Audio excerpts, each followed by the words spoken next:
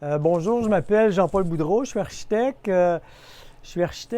Mais je suis aussi enseignant à l'Université de Montréal, l'École d'architecture, et je suis aussi membre chercheur d'une chaire de recherche qui s'intéresse aux interrelations, qui s'intéresse justement à la construction, les différents systèmes constructifs. Comment on peut faire fonctionner ensemble des différents systèmes constructifs. Exemple, une structure et toute la question de l'isolation. Comment on peut interagir entre les deux. Donc, la chaire s'intéresse à ces questions d'interrelation au niveau de la construction, mais aussi à d'autres niveaux. Toutes les questions qui touchent aussi les différents corps de métier, comment on peut, entre les différents corps de métier, améliorer la façon de faire, les façons de faire. En fait, c'est une chaire de recherche qui s'intéresse à l'architecture, la construction et la durabilité. Et pour faire simple, c'est faire de meilleurs projets. Comment faire de meilleurs projets? Ici, en fait, c'est une résidence, en fait, qu'on transforme complètement. En fait, au départ, il y avait un café au rez-de-chaussée et un logement à l'étage. Et ça a été justement acheté pour transformer, pour faire un unifamilial sur 2 étages. Le café tricycle, c'est ça que j'ai Le vu? café, effectivement, ça s'appelle le Tricycle. Et on a gardé le nom pour le projet. On l'appelle le projet ici le Tricycle. Et donc, on fait, c'est une grosse rénovation, une grosse transformation parce qu'il n'y avait aucune isolation. Il y avait au niveau, exemple, du rez-de-chaussée, tout le plancher, il y avait des différentes couches qui avaient été rajoutées à travers les années, mais finalement, c'était tout pourri.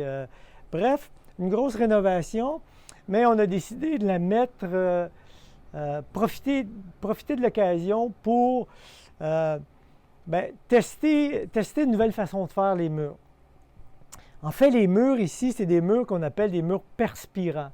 Donc, on isole selon les normes, on respecte les normes du Code de l'énergie et même un petit peu au-delà. Mais l'idée, c'est de travailler avec des isolations et des matériaux qui sont autres que des produits avec des composantes chimiques. Donc, le plus possible des produits naturels.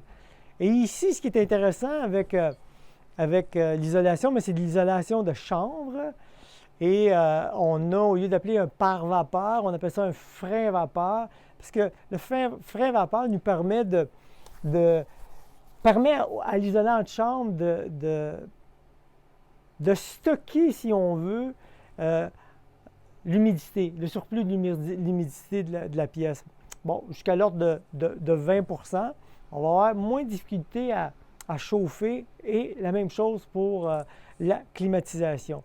Donc, meilleure isolation, meilleure économie d'énergie. C'est ça. Donc, meilleure isolation, meilleure économie d'énergie. Mais c'est ça. On essaie on développe une nouvelle façon de construire.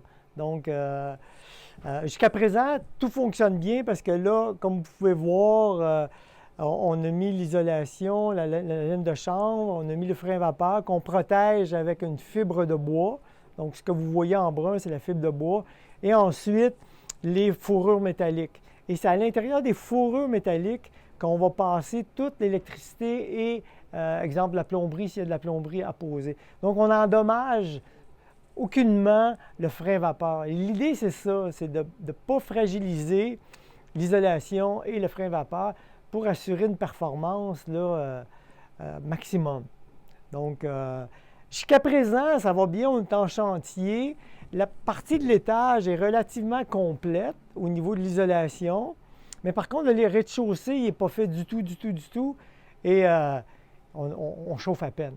Donc, on se rend compte que jusqu'à présent, sans test scientifique, là, que ça performe bien. Là. On peut voir un peu la composition des murs, comment on le fait, comment on le réalise. C'est partout pareil, c'est le même principe. Ici, on a le mur porteur central, mais les murs mitoyens, c'est la même chose. On a monté par contre une plus petite structure Et la même chose pour les murs extérieurs, avant et arrière. On a comme construit un mur devant la charpente de bois existante, là. Donc, on voit ici, on voit la structure de bois. On voit la laine de chanvre qui est insérée à l'intérieur des espacements, donc un espacement standard. La laine de chanvre, elle arrive de façon standard, donc on n'a pas besoin de rien couper. Elle arrive, elle rentre à l'intérieur.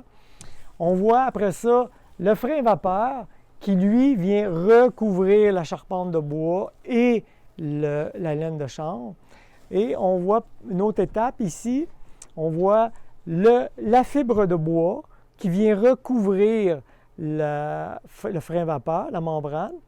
Et sur le fibre de bois, on a la fourrure métallique qui va venir recevoir, c'est le fond de vissage pour les panneaux de placoplâtre. Donc, c'est vraiment la succession de la construction pour tous les murs, pour toutes les conditions, là, en fait. Là, on est, mi-janvier. L'étage va bien ici, ça avance très, très, très bien. On va tomber dans la finition. Le rez-de-chaussée est beaucoup plus problématique parce qu'on a décidé de se creuser ce qu'on appelle une voûte.